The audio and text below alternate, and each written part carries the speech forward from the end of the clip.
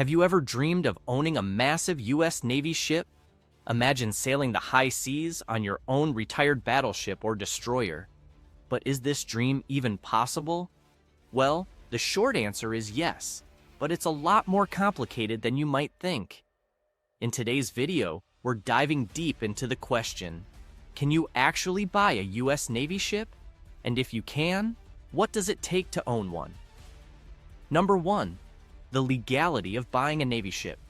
The legality of purchasing a decommissioned U.S. Navy ship involves navigating complex regulations and governmental controls, which are designed to safeguard military technology and national security. When a Navy ship is decommissioned, it undergoes a rigorous process to remove sensitive equipment, weaponry, and technology that could potentially be misused. These components may include radar systems, communication devices, and propulsion technologies unique to military vessels. Once these systems are decommissioned and stripped, the ship can technically be available for civilian purchase, but not without restrictions. Prospective buyers are required to follow regulations set forth by the U.S. Department of Defense, DoD, as well as maritime laws governed by the United States Coast Guard, USCG, and other regulatory bodies, like the Maritime Administration, MARAD. The goal of these regulations is to ensure that the ship will not pose a threat to national security or be used in any way that could jeopardize the interests of the U.S. government. Any buyer is also obligated to meet specific legal requirements, including proof of financial capability to maintain and safely operate the vessel. The U.S. government takes particular interest in verifying that buyers are legitimate entities or individuals who have no history of illegal maritime activities or connections to foreign powers that may have interests contrary to the United States. Additionally, there are restrictions on the vessel's operational use after purchase. Buyers must agree not to use the ship in any form of combat or illegal activities, and they are generally prohibited from transporting weapons or contraband. Certain classifications of ships, such as those with advanced stealth or combat capabilities, may be entirely ineligible for civilian purchase or may require significant further declassification procedures. Moreover, there may be international considerations if the buyer is a non-U.S. citizen. The sale of these ships to foreign nationals or entities may be heavily scrutinized or outright restricted under international traffic in arms regulations, ITAR, and other export control laws to prevent military technology from ending up in the hands of potentially hostile foreign governments. Once purchased, the owner must comply with ongoing monitoring and oversight to ensure that the ship is not being modified in ways that could restore any previously removed military capabilities. All these legal requirements make the process of purchasing a decommissioned Navy ship not only legally complex, but also financially and operationally demanding. Number 2, the process of purchasing a Navy ship. The process of purchasing a U.S. Navy ship is complex, with numerous steps and requirements that go far beyond the act of buying. It often begins with the U.S. government deciding to release the ship for civilian sale, usually after it is deemed surplus by the Department of Defense. The ship is first stripped of any military-grade technology, sensitive equipment, and weaponry, rendering it non-operational from a combat perspective. The remaining vessel is then placed into one of several disposal programs, with most ending up in government auctions or being offered to museums, maritime academies, or foreign governments. If the ship is made available for civilian purchase, prospective buyers need to closely monitor the General Services Administration (GSA) auction listings, where ships are sometimes sold to the highest bidder. However, the purchase process is not as simple as placing a bid. Interested buyers must submit a comprehensive application demonstrating financial capability and technical knowledge to maintain and operate such a large vessel. The U.S. government requires that buyers adhere to strict guidelines, including detailing the intended use of the ship, whether for private, commercial, or educational purposes.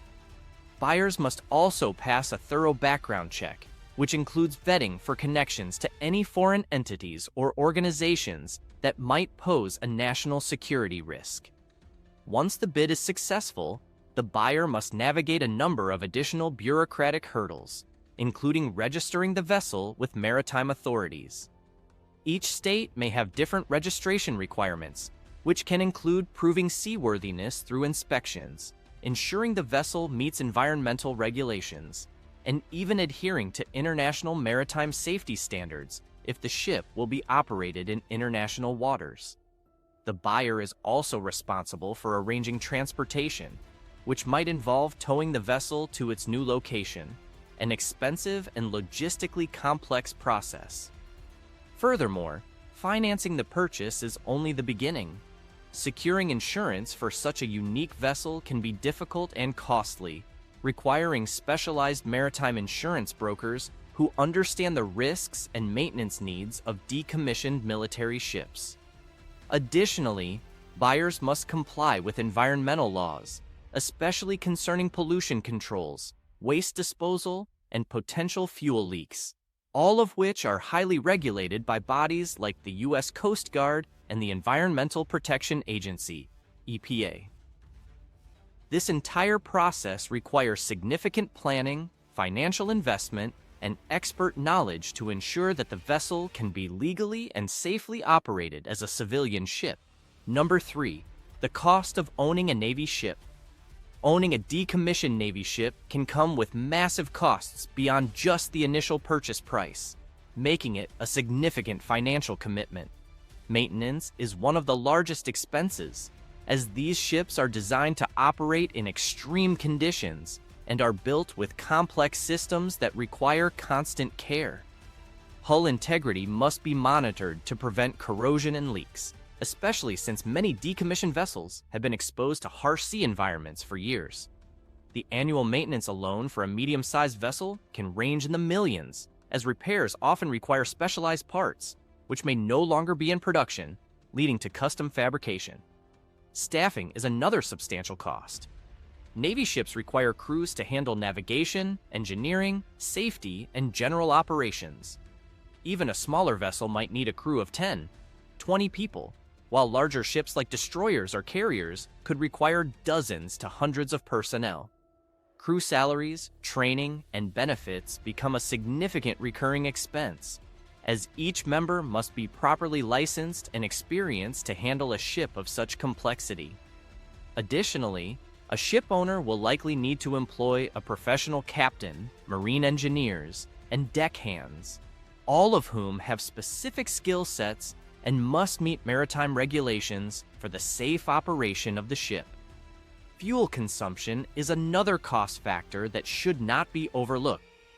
These vessels are built to travel long distances at high speeds, often requiring large amounts of fuel. For example, a destroyer might consume thousands of gallons of fuel per day, and the cost of marine diesel can fluctuate, adding unpredictable expenses. Just moving the ship from port to port or performing routine operations can cost tens of thousands of dollars in fuel alone. Docking and mooring fees are an essential but often underestimated part of ownership.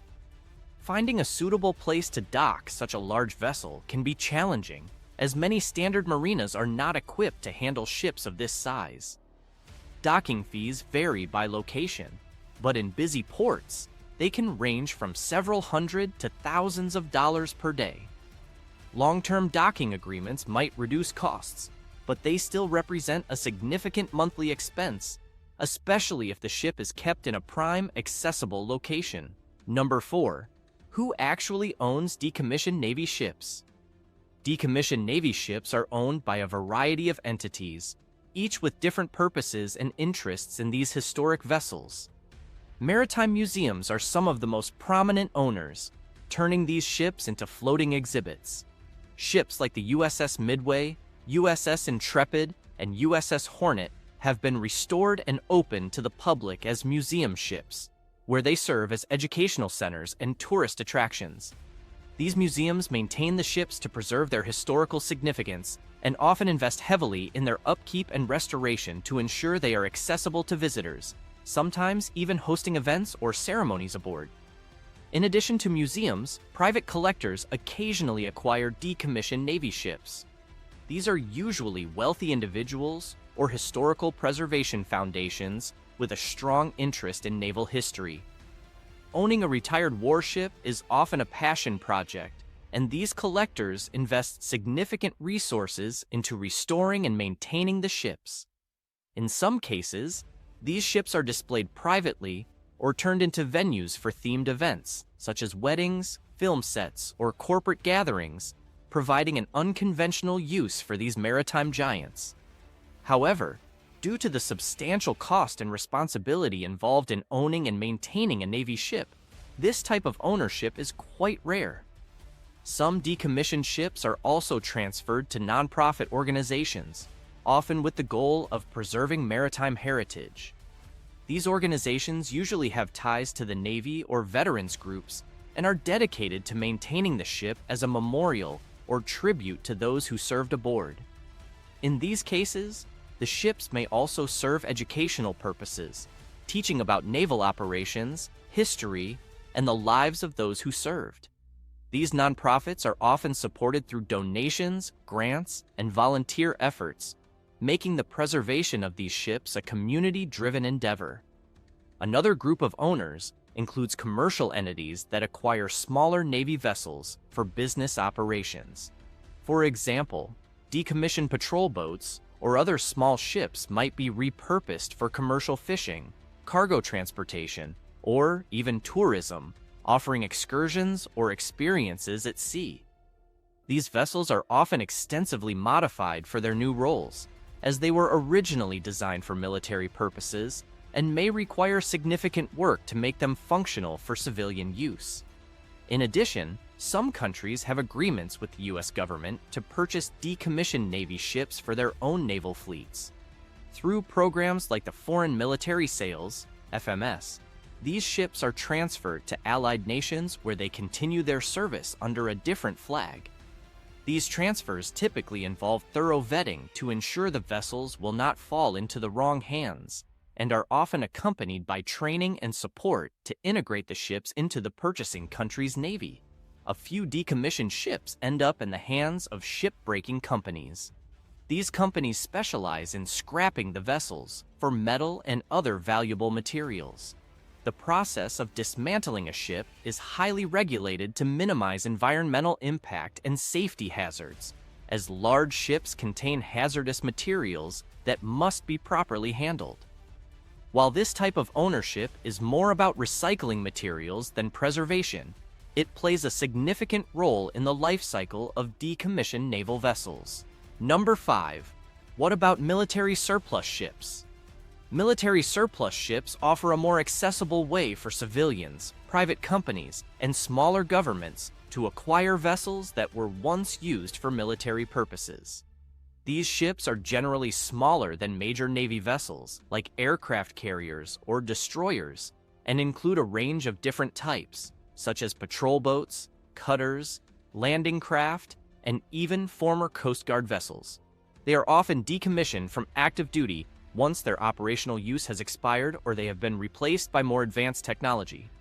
Unlike larger decommissioned warships, military surplus ships are more manageable in size and costs, making them appealing for various private or commercial uses. The process to acquire a military surplus ship typically begins with the vessel being listed for sale through government surplus programs. In the United States, organizations like the General Services Administration, GSA, or the Defense Logistics Agency, DLA, handle the public auction or direct sale of these vessels. These auctions can include various types of surplus ships, from small patrol boats to auxiliary support vessels.